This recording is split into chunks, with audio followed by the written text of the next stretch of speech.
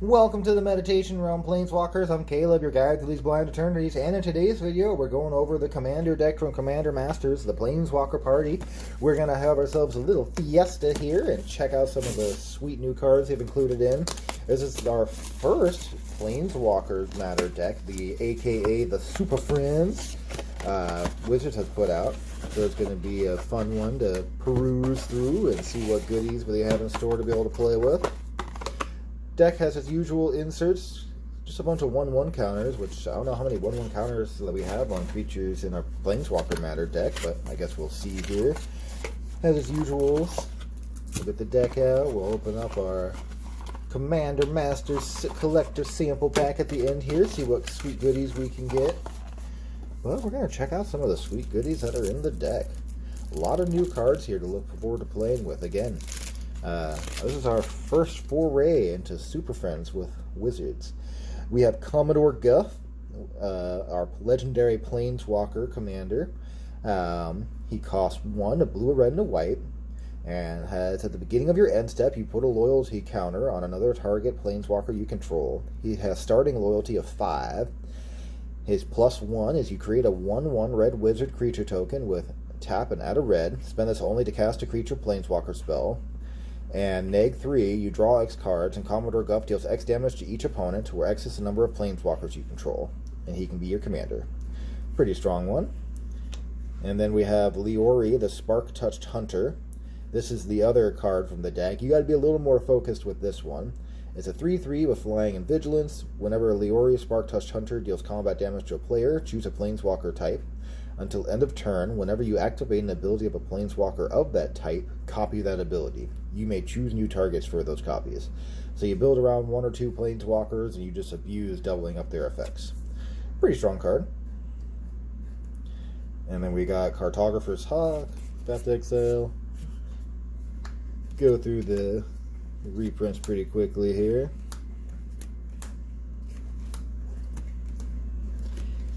Some goodies, but you know, some odd ones I feel for the Commander Matters deck. Flux Channeler's a good one.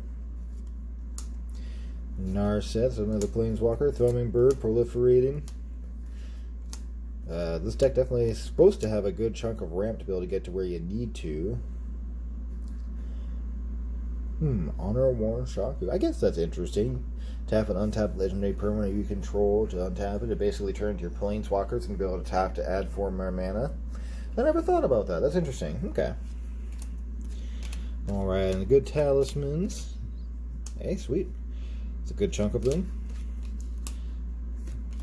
Alright, we're under our first new card. We got Gatewatch Beacon. It's an artifact for 2 and a white. Enters the battlefield with 3 loyalty counters on it, and it taps to add a white. Whenever a Planeswalker enters the battlefield under your control, if Gatewatch Beacon has loyalty counters on it, you may move a loyalty counter from the Gatewatch Beacon onto that Planeswalker.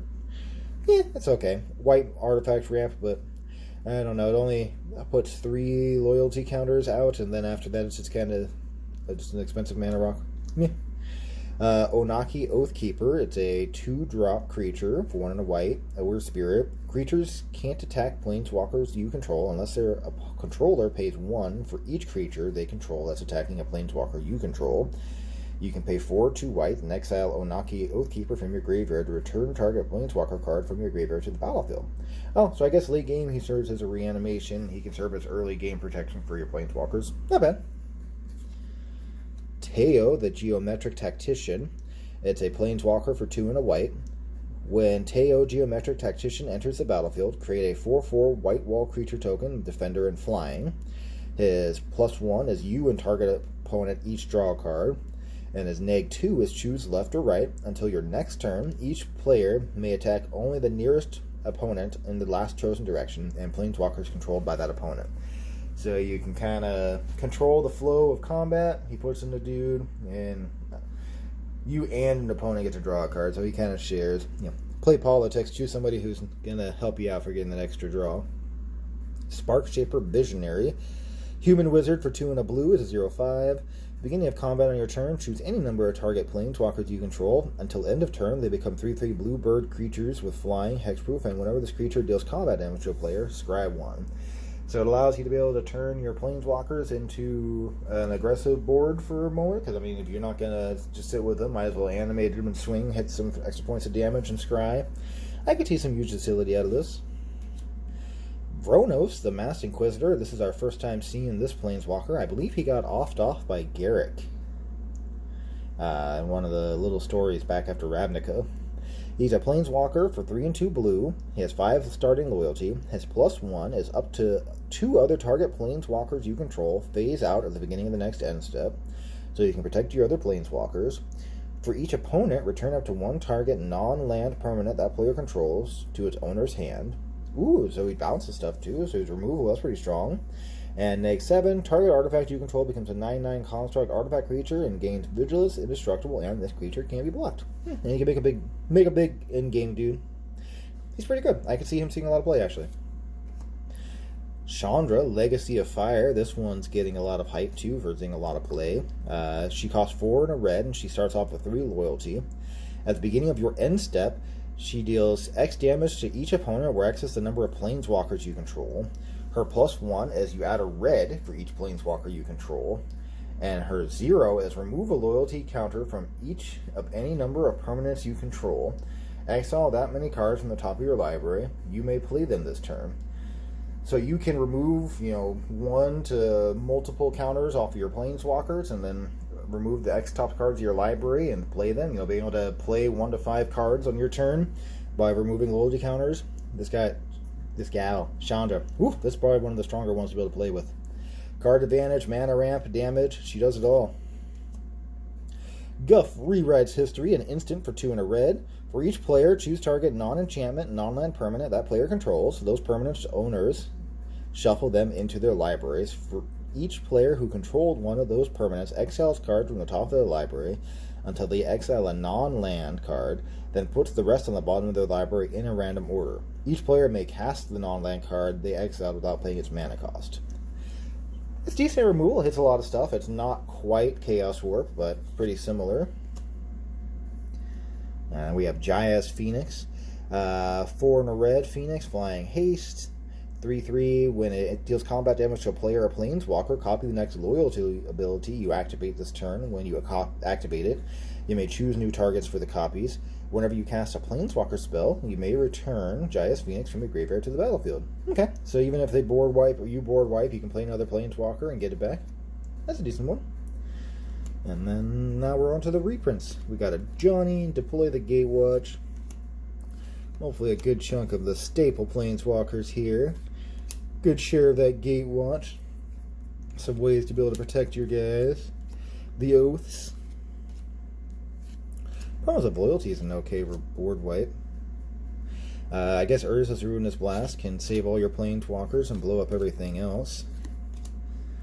Hey, only 3 Jaces? I was expecting like 7 more. Spark Double is good planeswalker copier. Chandra, Torture Defiance, a good reprint. She's been worth a lot over the years. Seen a lot of play. Ooh, storybooks. Chain Veil, nice. That's a good reprint for these commander decks. Definitely worth playing. Oath of Teferi is another good one for activating more loyalty abilities. Too bad they didn't put the blue-white Teferi in here. That would have been pretty sweet. And what's the lands here? So we got a Cascade Bluffs. It's probably one of the better lands. Mystic Gate, hey. And Rugged Prairie, wow. They actually gave us all 3 of them in here. I don't think any of them are worth more than $3, but... Man, so many basics. For being a 3-color deck, again, to have half your deck be basics can be really rough. Like, starting off, if you don't have other lands to be able to put in there, that can really blow you out. Alright, let's see what we can get lucky with in our collector pack here. I'm hoping we get something sweet. Although, to be honest, Commander Masters has so many goodies that it's hard to get something bad. Alright, we have, it's foil, it's rare. Ooh, that's a sweet one. We got a Grand Abolisher. It's definitely a heavily played card, sweet new art, and one of the better pickups from Commander Masters. Definitely recommend you get yourselves one of these. And then we got Shizo's Caretaker, and that's portrait art. What an ugly, ugly dude. Well, thank you for joining me, Planeswalkers. Always glad to have you here. like, share, and subscribe, and I look forward to seeing you here in the next video.